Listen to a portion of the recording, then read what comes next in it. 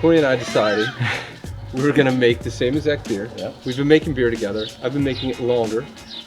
So I've actually done Rich has the been same teaching me. process that Corey's done, and now I've moved into All-Grain, but we decided to show everyone exactly how you make both sides of the beer in terms of the process. Whole goal that we were trying to do was show the difference between extract and all grain. Rich did an all grain, I did an extract. Wanted to show the difference, the different steps that we had to go through in order to make some good beer. We did exactly the same beer, Smash Session Pale Ale. So All-Grain is a lot different because it's actually taking the grains, soaking the grains, stripping the sugar out, and then boiling it.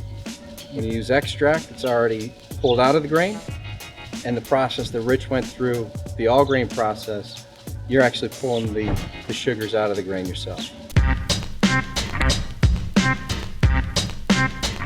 I heat up the water. I heat up generally like the ratio that you go for is you figure out how many pounds of grain that you have, multiply it by 1.25. It tells you how much water you need to start with. You start with that amount of water. You actually take that amount and you want to bring it up to 175 degrees or something. You need to figure out what works for your equipment. Generally, the rule of thumb for me is 175. I then put it into the coolers. I let it settle to 165. I add the grain, it then drops to about 150, and I got to go with whatever the recipe wants me to get to. This recipe wanted us at 149 degrees. I got it there, sat there, and I closed the lid, and I personally let it sit an hour. It's just the way that I do the all-grain process. I let it sit an hour in the coolers. When you let it sit for an hour, what's happening in those coolers? So it's actually taking the grain and it's extracting the sugars. So it's heating the grain up and letting it pull apart, and the sugars start to come out. The sugars start to come out, and I drain that first part. That's where it's really thick. Then what I'm doing, heat the hot water up, raise it up to 180 degrees as I'm actually trying to strip the sugars, the rest of the sugars off. And I keep doing that until I reach whatever I need to get to in terms of volume that I'm trying to target.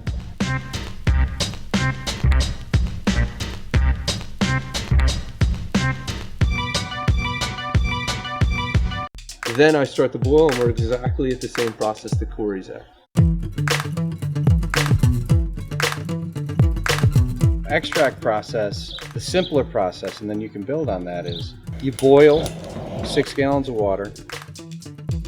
You got to take the water off of the fire so that you don't caramelize the extract. Put the extract in.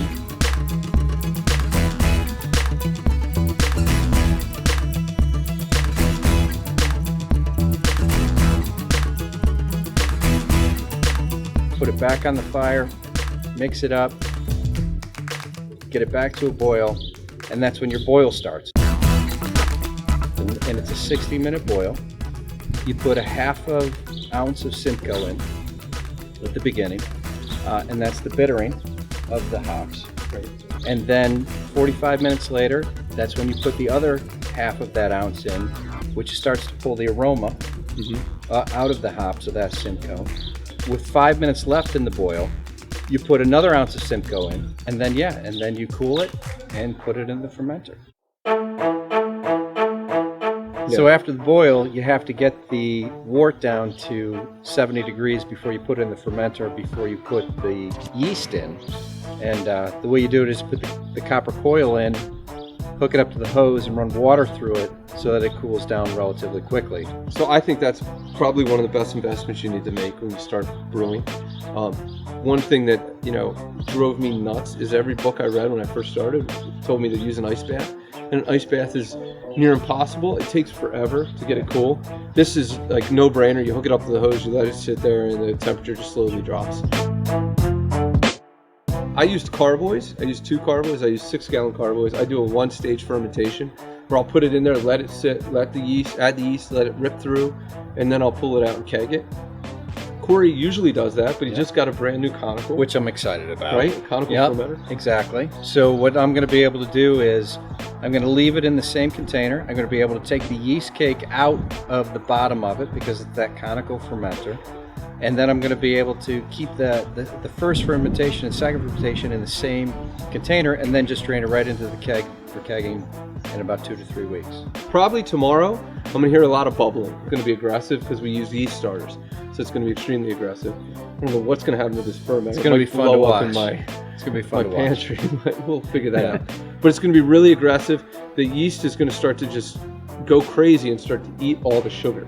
I mean, my gut tells me this beer is gonna be ready in 3 weeks. I think so. Actually, it might even be ready before then. Yeah, might it's be gonna like be two quick. 2 to 3 weeks. With a big yeast starter or low alcohol beer, this thing is gonna ferment really quickly and be done.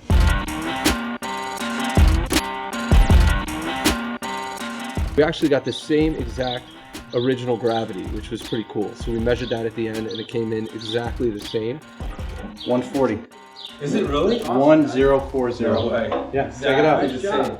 So hop additions were identical. Everything was identical. Hop profile was the same? Yeah. Absolutely.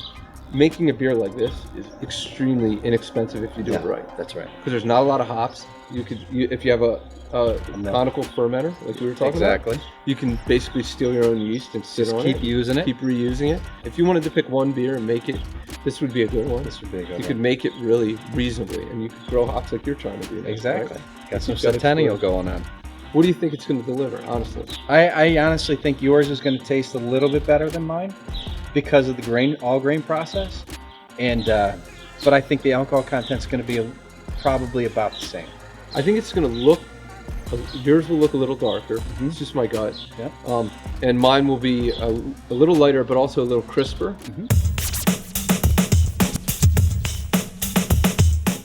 30 days, we're going to do our taste test, and we're going to figure out all grain versus extract. Are there any real differences? Does the beer look exactly the same? Look the same. Or is it, does it taste the Does same? it taste the same?